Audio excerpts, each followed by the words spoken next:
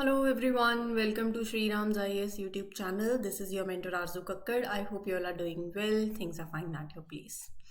With this, let's begin with today's lecture, जहाँ पर हम ये आर्टिकल्स आपके सामने हैं, इनके बारे में डिस्कशन करेंगे. डिटेल में डिस्कशन होगी. कोई भी ऐसी चीज़ नहीं है जो ऐसा हो कि आधी अधूरी नहीं. बता देती हूँ क्या कुछ हमें कवर करना है ताकि वो कनेक्टिविटी बनी रहेगी टिल दी एंड. ठीक है. हाँ जी. ई किसान उपज निधि, तो ये आपके एग्रीकल्चर डोमेन से लिंक करता है. हाल ही हमारे minister of consumer affairs, food and public distribution जो हैं, कौन है वो आप मुझे ज़रा कमेंट सेक्शन में बताना. उन्होंने लॉन्च किया है ई किसान उपज निधि. क्या है ये, इसका पर्पस क्या है, और जैसे इस आर्टिकल पे हम आएंगे मैं आपको बताऊंगी. प्रीलिम्स के पॉइंट ऑफ व्यू से इंपॉर्टेंट है. वर्ल्ड हियरिंग डे के बारे में पढ़ेंगे, प्रीलिम्स के लिए इंपॉर्टेंट है. National commission for protection of child rights, GS paper 2 से लिंक कर सकते हो. न्यूज़ में है तो हमारे लिए कमीशन इंपॉर्टेंट हो जाती है. Majuli mask and manuscript painting, ये आपको अभी ना जीआई टैग मिला है. और सिर्फ इसे नहीं, will talk about another GI tag product also, और वो भी डिटेल में मैं विद पिक्चर आपके साथ कवर करूंगी, जिसमें हम बात करेंगे नरसापुर वो क्रोशिया होता है ना, सो दैट लेस क्राफ्ट, उसकी बात करेंगे. जब पिक्चर आपके सामने आएगी ना तो आपको वो एक इमेजिनेशन से थोड़ी बातें और अच्छी हो जाती हैं. तो इसीलिए जब इस पे आएंगे जीआई टैग पे तो मैं हर एक प्रोडक्ट का आपको पिक्चर दिखा दूंगी. ठीक है. Jim Corbett national park news में है तो ये आप मैप में इसको लोकेट करेंगे, इसके बारे में पढ़ेंगे.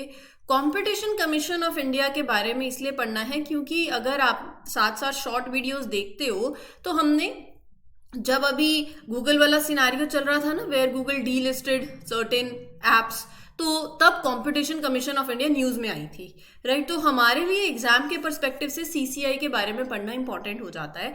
जिन्होंने वो गूगल वाली स्टोरी एज इन क्यू डी लिस्ट किया, फिर उसके बाद क्या वापस से ऐप शो होने लग गई प्ले स्टोर पे, वो पूरा लेक्चर मैंने शॉर्ट वीडियो आपके साथ शेयर करी हुई है. जिन्होंने नहीं देखी है, यहाँ पर आपको एक लिंक मिल जाएगा टॉप राइट पे, तो आप रेफर कर सकते हो.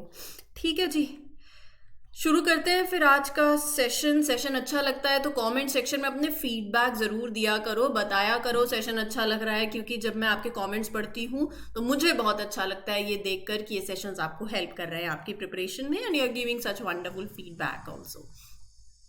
शेयर कर सकते हो विद योर फ्रेंड्स और लाइक ज़रूर कर दिया करो सेशन को. आप अपनी अटेंडेंस मार्क कर सकते हो बाय लाइकिंग द लेक्चर. तो हाल ही minister of consumer affairs, food and public distribution launched e-Kisan Upaj Nidhi of Warehousing Development and Regulatory Authority to leverage technology for easing farmers' warehousing logistics and ensuring fair prices for their produce. ये क्या है पूरा scenario मैं आपको lemon terms में simple without reading the lines बता देती हूँ. ठीक है. मिनिस्टर जी ने लॉन्च किया है डिजिटल प्लेटफॉर्म ई किसान उपज निधि बाय WDRA. WDRA के बारे में भी हम पढ़ेंगे.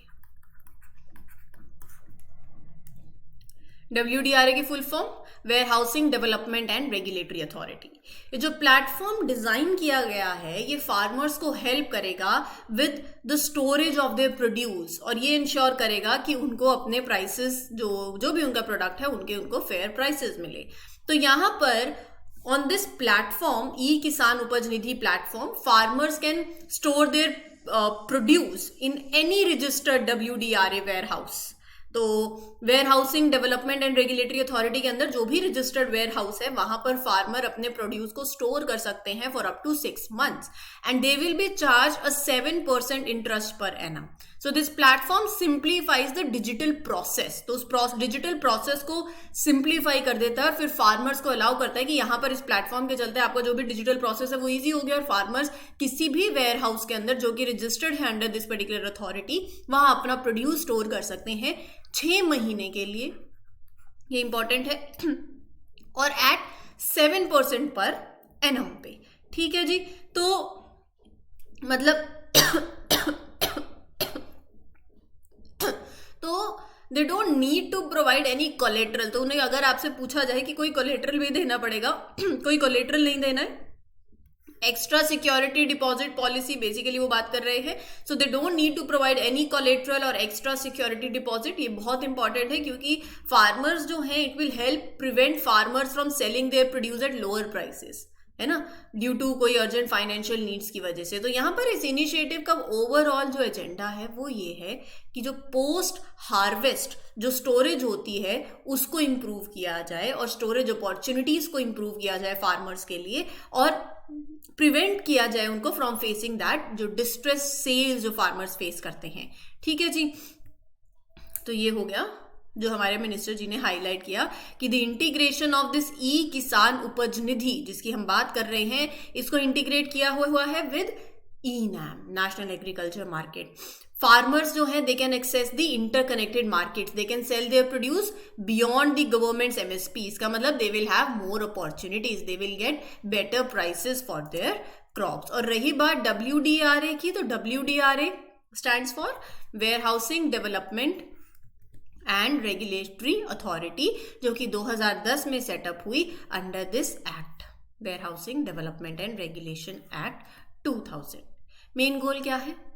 वेयर हाउसेस को डेवलप करना, रेगुलेट करना, promote the use of warehouse receipts, ensure that the warehousing business in India it grows in a very organized manner, efficient manner. तो ये एक स्टैट्यूटरी अथॉरिटी है जो कि वो करती है under the department of food and public distribution. Headquarter इसका न्यू दिल्ली के अंदर है. ठीक है जी. वर्ल्ड हियरिंग डे कब होता है, क्या थीम है वो जान लो. तो यहां पर हर साल 3 मार्च को वर्ल्ड हियरिंग डे होता है to raise awareness about preventing deafness, hearing loss, proper care हो for our ears and hearing. उसके लिए है, वेरी सिंपल, कोई रॉकेट साइंस नहीं है इसमें. To mark World Hearing Day, various national institutes and regional centers under this Department of Empowerment of Persons with Disabilities, they organize various, they conduct awareness programs. तो यहाँ पर programme का मकसद ये है कि you create a very inclusive society, जहाँ पर इंडिविजुअल्स जो हैं जिनको हियरिंग चैलेंजेस हैं, they are empowered also, कि वो एक होता है ना फुलफिलिंग जिंदगी जिए. तो वो पर्पस है इसका. अवेयरनेस रेज करने के अलावा अगर मैं बात करूं, डिस्पाइट जो भी एफर्ट्स चल रहे हैं उसके बावजूद भी ग्लोबली अगर आप देखो तो more than 80% of the needs for year and hearing care they remain unmet, पूरे नहीं हो पाते हैं. इसका मतलब बहुत से लोग जिन्हें जरूरत है इन चीजों की, who need help with their hearing, they are not able to access the care, the support that they require. तो वर्ल्ड हियरिंग डे एक बहुत ही इंपॉर्टेंट रिमाइंडर आप लगा सकते हो, ये है to take care of our ears, to support those who may be dealing with hearing loss, hearing challenges. मतलब ये मेक श्योर करो कि everybody get that access to care that they need, right. तो इस बार की थीम क्या थी? Changing mindsets, let's make ear and hearing care a reality for all. ठीक है जी. अगर मैं हियरिंग लेवल्स की बात करूँ ना, तो नॉर्मल रेंज ऑफ हियरिंग की होती है that is 0 to 20 decibels. So if someone's hearing is not as good as this, मतलब they will have a hearing threshold of 20 decibel और better in both ears, they are consider to have that hearing loss. ठीक है. तो जिनको सुनने में problem होती है उनमें varying degree of hearing loss होता है, माइल्ड से लेके सीवियर तक भी हो सकता है. ठीक है. तो ये है इसका पूरी बात. आगे बढ़ते हैं. National commission for protection of, वो छोटे आर्टिकल्स थे, छोटे एज इन कि आपको थीम पता होनी चाहिए, एजेंडा पता होना चाहिए, पर्पस पता होना चाहिए, कब होता है ये पता होना चाहिए. अगर आप जैसे अपार्ट फ्रॉम यूपीएससी कोई एग्जाम प्रिपेयर कर रहे हो स्टेट सिविल सर्विसेज के लिए, वैसे भी यूपीएससी के लिए भी शॉर्ट आर्टिकल्स हैं, मालूम होने चाहिए. और वो जो आपका पहला आर्टिकल था that was related to agriculture, important है. मेंस में भी आप उसको मैं बताऊं तो कोट कर सकते हो कि सरकार के क्या ऐसे इनिशिएटिव्स हैं दैट आर हेल्पिंग फार्मर्स. और अभी तो ये बहुत ही सुर्खियों में हॉट टॉपिक है, तो because of that farmer protest. सवाल बने, ये इंटरव्यू में भी पूछा जाए तो कि आप क्या सोचते हो, क्या किया है अभी तक, सरकार ने क्या किया है, या वो ये सारी चीज़ें आपके प्रीलिम्स के लिए भी इंपॉर्टेंट है, मेंस के लिए भी, इंटरव्यू के लिए. इट्स जस्ट दैट कि आपको अप्लाई करना आना चाहिए. National Commission for Protection of Child Rights, they have sought action against an app for allegedly disseminating objectionable material that is targeted at children, ठीक है। तो ये जो NCPCR है ना, कैसे बनी, कब बनी, क्या पावर है, कौन सा एक्ट है, वो देख लो। सरकार के द्वारा कॉन्स्टिट्यूट करी गई under commission for protection of child rights act 2005। इसका मेन जॉब ये है to make sure everything that is related to children's right in India, they follow the rules that are laid down in the Constitution of India and United Nations Convention on Rights of Child. So the commission is mandated under section 13 of CPCR Act 2005 to ensure all laws, policies, programs, administrative mechanisms, they are in consonance with the child's right. उनको ध्यान में रखते हुए और उनके हर चीज उनसे जुड़ी हुई हो, रिलेटेड हो, everything is in consonance with that. So NCPCR checks all these, क्या ये they are in line with की what's best for children as stated in the United convention, as stated in the constitution, right. तो ये perspective है इसका। साथ ही साथ it make sure that laws जैसे अपने हैं, पॉक्सो एक्ट है of 2012, juvenile justice act 2015, right to free and compulsory education act of 2009, are they being followed properly to monitor the proper and effective implementation of this act. रही बात composition की, तो यहाँ पर एक चेयरपर्सन होते हैं who is the person of eminence and has done outstanding work for promoting the welfare of children. 6 member होते हैं, out of which at least 2 are women। ध्यान में रखना, ये बात इंपॉर्टेंट है, right. So 6 more people who work with the chairperson, जिसमें से at least 2 of them must be women, and these members are selected by central government based on their skills, their experience. So areas that include is मतलब उसमें health, child education, taking care of children who need help, making sure कि बच्चे they are not forced to work, understanding children's feeling and behavior, and knowing the laws that protect the children. So they work for 3 years at a time. These members are appointed by the central government for a term of 3 years. Nodal ministry तो very simple, Ministry of Women and Child Development से आप connect कर सकते हो। ठीक है जी, कोई doubt होता है still you can ask me in the comment section. और यहाँ पर ये आपके पॉलिटी से लिंक करता है, स्टैटिक है, करंट को स्टैटिक के साथ लिंक करना सीखो।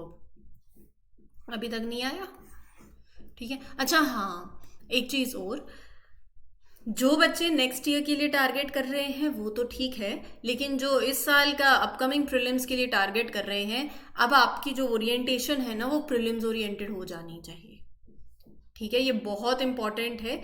आप मेंस जो है उसको, जो भी आपका रेशो था लाइक 50-50, 60-40, अब देखो कि वी आर, आज क्या है, मार्च का महीना है, तो एग्जाम अब दूर नहीं है, तो इसीलिए अब आपकी कंप्लीट जो अप्रोच है वो थोड़ा प्रीलिम्स ओरिएंटेड ज़्यादा हो जाए, वो बहुत ज़्यादा मायने रखता है। क्योंकि बाय दिसंबर तक अगर आप मेंस कर रहे हो बहुत बढ़िया है, लेकिन दिसंबर के बाद अपनी अप्रोच प्रीलिम्स ओरिएंटेड कर लेनी चाहिए। और अभी तो बिल्कुल कंप्लीट फोकस आपका प्रीलिम्स पे होना चाहिए, ठीक है जी। और जो बच्चे अगले साल का अटेम्प्ट देना चाह रहे हैं तो उनके लिए तो अपने बिल्कुल बेस्ट टाइम है, अपनी तैयारी शुरू करो, मेंस के आंसर लिखना शुरू करो, ये करंट अफेयर्स के साथ थोड़ा कनेक्टिविटी बनाओ। अब कोई भी डाउट होता है, अगर नए हो, जुड़े हुए हो, अब जुड़े हो, तो भी आप मुझे कमेंट सेक्शन में बताओ, ताकि आई नो कि अच्छा आप लोग किस फेज में क्या भी देना चाह रहे हो, अगले साल का अटेम्प्ट देना चाह रहे हो, तो वो भी कमेंट सेक्शन में मुझे बताना।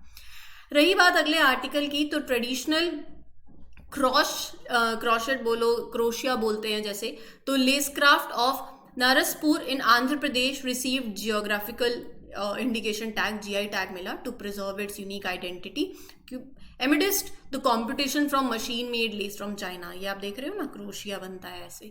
सो ऐसे ही मजूली मास्क, मैं आपको पिक्चर दिखाऊंगी, एंड मनुस्क्रिप्ट पेंटिंग आसाम की, उन्हें भी GI टैग मिला। तो यहाँ पर ये जो GI टैग मिल रहा है, इसका मकसद ये है कि जो आपका ट्रेडिशनल क्राफ्ट है, इनकी लेगेसी को, जो हेरिटेज से जुड़ा हुआ है, उसको आप आगे तक लेकर जाइए, है ना। सो टू मेक श्योर कि ये ट्रेडिशन जो है ये गुम नहीं हो, to give them more recognition, government ने GI टैग दे दिया। So this means that when you see these mask, these paintings, you know कि they come from Assam, they are a part of its special heritage, ठीक है। हम पहले बात करते हैं इस क्रोशिया लेस क्राफ्ट की, ठीक है जी।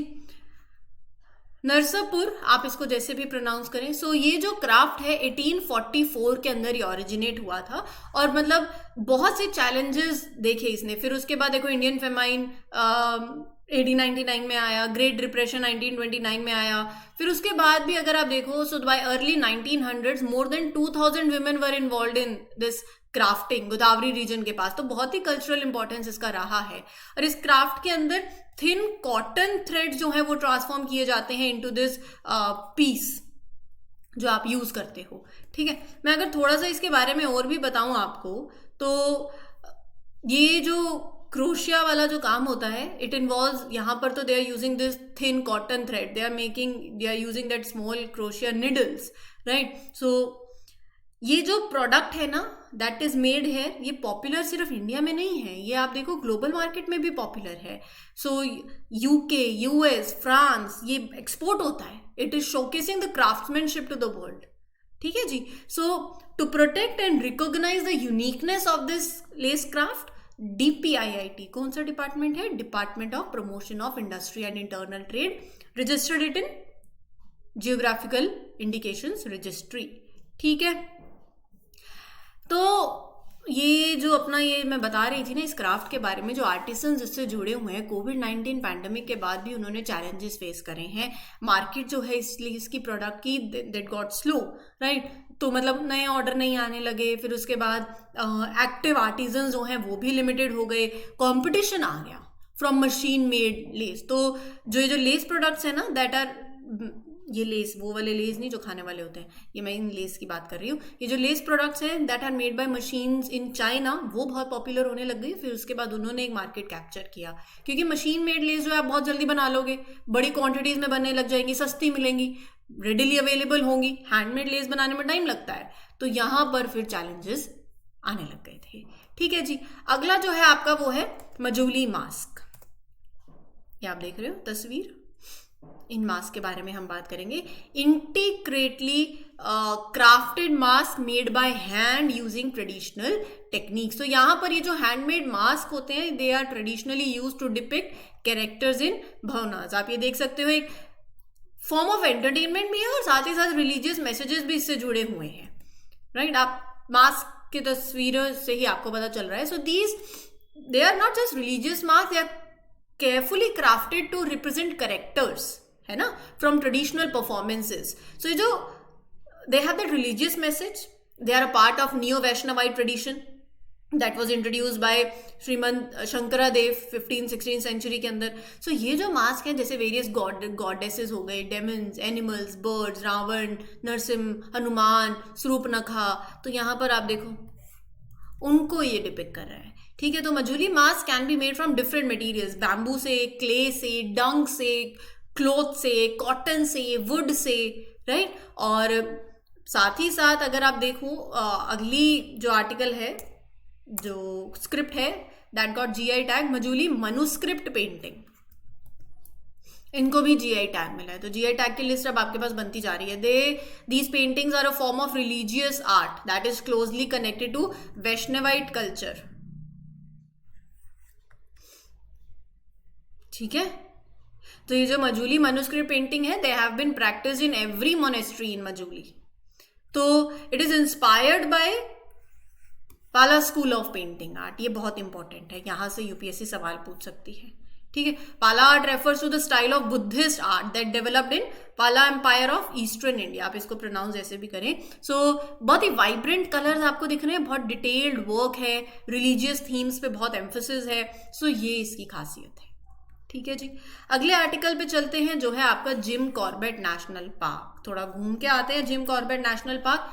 पहले हम ये देखते थे ना कौन सा रिवर है, उसके फैक्ट्स पढ़ते थे। आज पहले फ्लोरा एंड फना देख लेते हैं। नैनीताल के अंदर पड़ता है, उत्तराखंड के अंदर। बाम्बू, सीसू, खैर, तो ये सारी आपको फ्लोरा आपको देखने को मिलेंगी। जामुन, और फना के अंदर टाइगर, लेपर्ड, एलिफेंट, चीतल, डियर, रेप्टाइल जैसे क्रोकोडाइल, घड़ियाल के ऊपर मैंने आपके साथ एक वीडियो शेयर करी थी, शॉर्ट वीडियो, बहुत ही अच्छी वीडियो थी। मेंस में मैंने बोला था आपको, मेंस में यूज कर सकते हो उसको। लेपर्ड की बात करूँ तो हमने स्टेटस ऑफ लेपर्ड रिपोर्ट वो भी कवर कर ली है। तो ये चीजें आप ध्यान में रखो थोड़ा सा।